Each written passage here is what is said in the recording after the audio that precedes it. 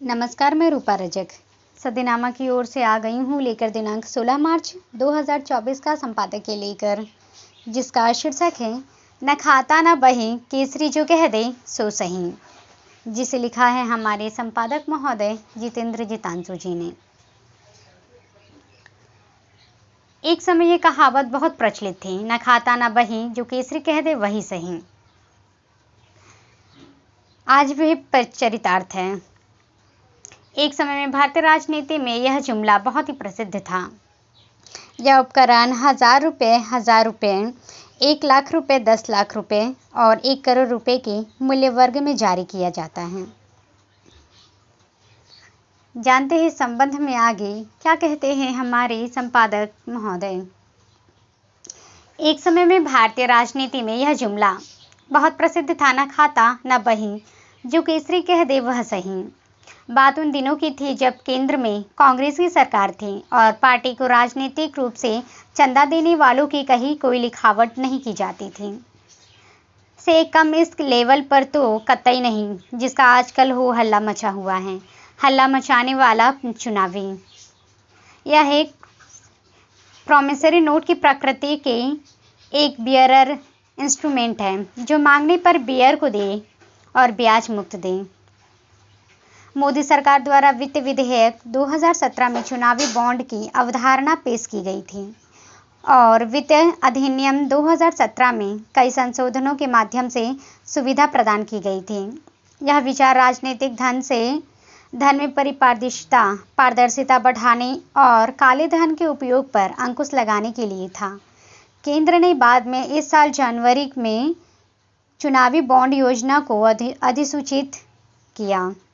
चुनावी अधिसूचना के अनुसार चुनावी बॉन्ड भारत के किसी भी नागरिक द्वारा खरीदा जा सकता है, अकेले या अन्य व्यक्तियों के साथ या भारत में शामिल निकाय। पिछले पंजीकृत चुनावों में कम से कम 1% वोट हासिल करने वाले केवल पंजीकृत राजनीतिक दल ही इस साधन को प्राप्त करने के पात्र हैं, जिन्हें केवल प्राधिकृत बैंकों में बैंक खातों के माध्यम से पात्र दलों द्वारा ही एनकोड किया जा सकता है। वर्तमान में केवल SBI यह उपकरण 1000 रुपये, 10,000 रुपये, 1 लाख रुपए, 10 लाख रुपए और 1 करोड़ रुपए के मूल्य वर्ग में जारी किया जाता है और इसकी बिक्री 10 दिनों के लिए हर तिमाही में एक बार खोली जाती है और हम आम चुनाव से पहले या 1 महीने के लिए अधिसूचित की जाती है। सरकार केवल 15 दिनों के लिए वैध है। एक RTI प्रक्रिया का हवाला देते हुए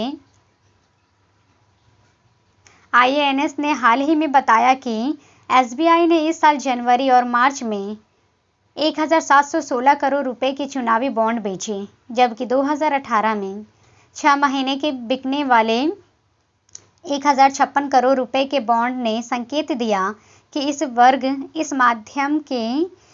इस माध्यम से राजनीतिक दान का है। इस इंस्ट्रूमेंट को खरीदने के लिए आपको जमा पर्ची, नागरिकता और KYC दस्तावेजों के साथ इलेक्टोरल बॉन्ड एप्लीकेशन फॉर्म और किसी भी अधिकृत SBI शाखा में अपने चेक या डिमांड ड्राफ्ट को जमा करना होगा। वैकल्पिक रूप से आप इस उपकरण को नेफ्ट RTGS के माध्यम से ऑनलाइन खरीदने के लिए SBI की वेबसाइट पर जा सकते हैं।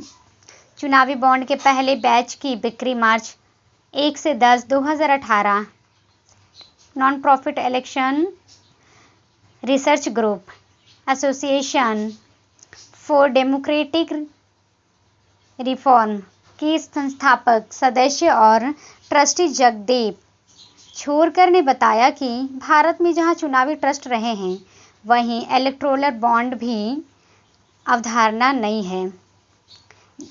यदि वास्तव में विशेषज्ञ कथित तौर पर दुनिया भर के किसी भी लोकतंत्र में प्रचलित पार्टी फंडिंग के ऐसे किसी भी दृष्टिकोण को याद नहीं, यह इंस्ट्रूमेंट खुद को एक बड़े विवाद के केंद्र में पाता है कि यह न केवल सत्तारूढ़ पार्टी के प्रति तिरछा है, बल्कि स्वतंत्र और पारदर्शी चुनावों की अवधारणा को हवा देता है। ADR के अनुसार चुनाव आयोग को विभिन्न राजनीतिक दलों की कर घोषणाओं पर एक गहरी नज़र ने बताया कि चुनावी बॉन्ड के माध्यम से धनराशि राष्ट्रीय दलों की ओर बहुत अधिक तिरछी है, जिससे भाजपा शेर के हिस्से के साथ चलती जा रही हैं। एडीआर की रिपोर्ट में कहा गया है कि 2017 से 18 में इस मार्ग से उत्पन्न 215 करोड़ रुपए में से सत्ता पक्ष ने 210 करोड़ रुपए और विपक्षी कांग्रेस ने 5 करोड़ रुपए हासिल किए। बुधवार को सुप्रीम कोर्ट में चुनावी बॉन्ड के खिलाफ एडीआर के मामले पर बहस करते हुए एनजीओ की ओर से पेश हुए वकील प्रशांत भूषण ने योजना में कथित कमियों का जिक्र किया और कहा कि यह एक प्रतिगामी कदम था, क्योंकि यह मुफ्त की अवधारणा और पारदर्शी चुनाव के खिलाफ था। उन्होंने कहा कि यह उपकरण सत्तारूढ़ राजनीतिक दलों के लिए कम बैक हो सकता है और चुनाव आयोग के जवाबों को रेखांकित करते हुए चाह सकता है कि कानून के किए गए बदलावों से राजनीतिक दलों की पारदर्शी फंडिंग पर भी गंभीर असर पड़ेगा। एडीआर कथित तौर पर यह भी दावा करता है कि विभिन्न अधिनियमों में किए गए 4 संशोधनों में चुनावी बॉन्ड के लिए मार्ग प्रशस्त किया है। राजनीतिक दलों के लिए असीमित कॉरपोरेट दान और भारतीय और विदेश कंपनियों द्वारा गुमनाम वित्तपोषण के लिए बाड़ को खोल दिया जाए।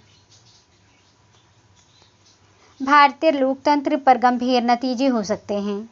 दूसरी ओर वरिष्ठ अधिवक्ता राकेश द्विवेदी के प्रतिनिधित्व वाले चुनाव आयोग ने अदालत में दलील की यह इस तरह के उपकरण के खिलाफ नहीं था, लेकिन इसकी शुरुआत से ही इससे जुड़ी गुमनामी का विरोध किया था।